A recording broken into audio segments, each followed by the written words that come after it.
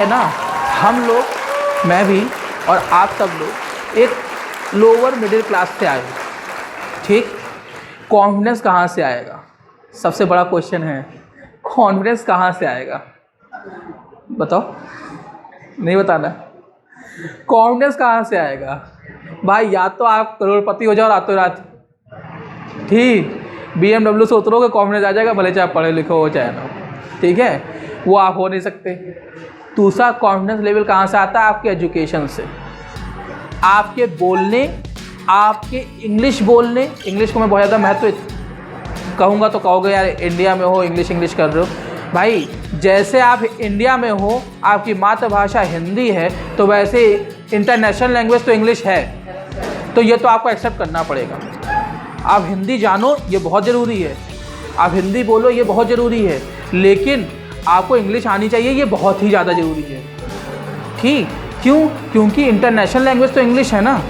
आप लखनऊ में या आप नॉर्थ इंडिया में रह रहे हो, इस वजह से आपको लगता है कि हिंदी बोल रहे हैं तो हमारा सारा काम चल रहा है। इंडिया में भी अभी तक पूरी तरीके से हर एक स्टेट में हिंदी नहीं बोली जाती, अभी भी वहाँ पे बहुत से लैंग्वेजेस हैं जिसमें इंग्लिश का ही प्रयोग किया जाता है। तो इंटरनेशनल लैंग्वेज तो इंग्लिश है, जैसे आप ये स्वीकार कर रहे हो कि हमारी नेशनल लैंग्वेज जो है वो हिंदी है, वैसे ही आप ये भी स्वीकार कर लो कि हमारी इंटरनेशनल लैंग्वेज जो है वो इंग्लिश है, ठीक। किसी को इंग्लिश बोलते हुए देखते हो तो अच्छा लगता है ना, अच्छा लगता है ना, हाँ, सुनने का भी मन करता होगा, भले चाहे समझ में आए चाहे ना है ना। कभी तो ये क्यों नहीं सोचते कि मुझे भी बोलना है यार, जब वो पैदा हुआ होगा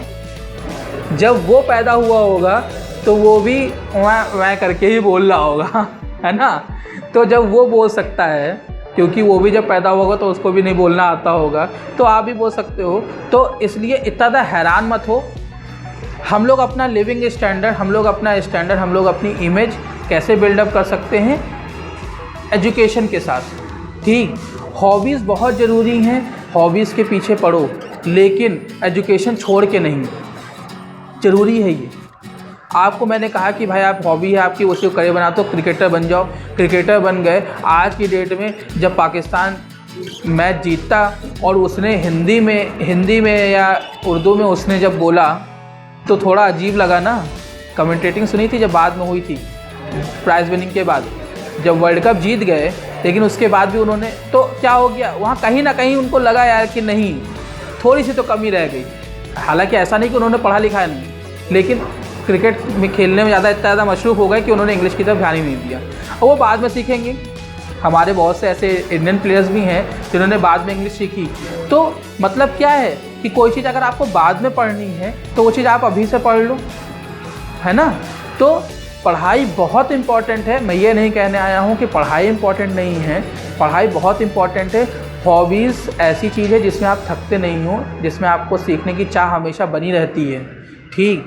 पढ़ाई तो आपको करनी पड़ेगी क्योंकि आप रिप्रेजेंट होगे। First impression is last impression, कहते हैं ना।